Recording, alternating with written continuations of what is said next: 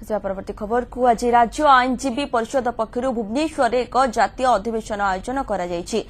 देशर समस्त bar council सदस्य माने जोगदेबे एथिरे बार काउंसिल ऑफ इंडिया अध्यक्ष मध्य जोगदेबार कार्यक्रम रही जो जातीय ल कमिशन को प्रस्ताव को खोलाखोली विरोध करने को स्थिर कर आईनजीवी गतकाली ल कमिशन को सुपारिश को विरोध कर आईनजीवी माने कार्य बंद आंदोलन करते एपरिक कटक राजरास्त विक्षोभ प्रदर्शन करने सह ल कमिशन रिपोर्ट को जारी फल राज्यव्यापी कोर्ट कार्य प्रभावित होइछि। एडवोकेट एक्ट 1961 संशोधन प्रस्ताव को विरोध कर मार्च 31 तारिख में सारा देशर आईनजीवी माने कार्य बंद आंदोलन को ओह्लाइथिले। ल कमिशन देथिबा प्रस्ताव अनुसार वकील माने जदि कार्य बंद आंदोलन करती एही समय हैरान होतबा लोकंकु सेमाने क्षतिपूरण जोगाई देबे जहाकू आईनजीवी माने खोलाखोली विरोध करिसंती।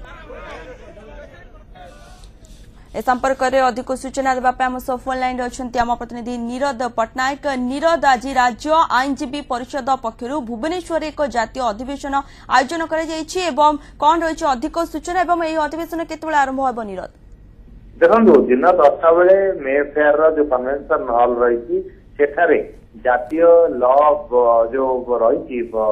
आईनजीवी मान संघ रही आईनजीवी संघ तरफ एक डाकरा दिखाई राज्यर जो बार एसोसिएशन अच्छी विभिन्न जिले से जिलार प्रतिनिधि मान निमंत्रण कर लॉ कमिशन जो प्रस्ताव दे केंद्र सरकार को आईनजीवी विरोधी बोली दर्शाई गत काली पूर्व नहीं आंदोलन को खोलाई समस्त देशर बार काउंसिल जो मैंने मेंबर थे सभ्य थे वकिल माने समर्थन करते कारण आज जो राज्यर बार जो अच्छी विभिन्न जिले में जो कोर्ट अच्छी कोर्ट रे जो वकिल संघ अच्छी वकिल संघर जो कर्मकर्ता आसको नहीं एक सम्मिलनी आयोजन कर बार काउंसिल जो सभ्य अच्छा जोग देवा सहमति प्रकाश कर जो रही लॉ कमिशन जो प्रस्ताव रही से प्रस्ताव निर्दिष्ट भाव बाहर लॉ को छाड़ी बाहर जो लोक मान सभ्य भाव ग्रहण करने प्रस्ताव दिखाई प्रस्ताव को संपूर्ण भाव विरोध कर आईनजीवी माने